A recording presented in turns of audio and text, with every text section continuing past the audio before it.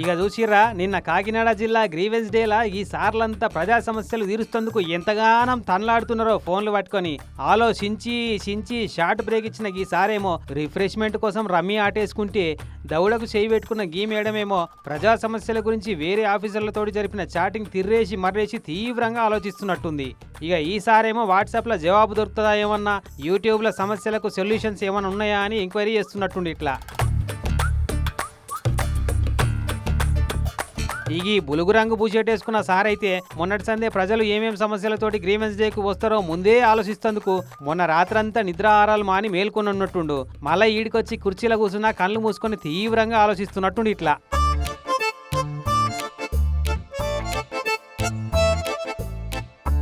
పాపం బిస్కెట్లు చల్లటి నీళ్ళ బాటిల్ ఇస్తున్నా తీసుకొని తినేటంత టైం కూడా లేనట్టుంది చూడు సార్లకు మేడాలకు. ఇక ఇంకొందరేమో అప్పటికప్పుడే ఫోన్లు మాట్లాడి సమస్యలు తక్షణమే పరిష్కారం చేస్తున్నారు. ఇట్లా వాట్సాప్లు యూట్యూబ్లు ఆన్లైన్ల రమ్మీలే కాదు, ఈసారేమో ఇన్స్టాల ఇన్స్టంట్ పరిష్కారాలు దేవులాడుతున్నట్టుండు.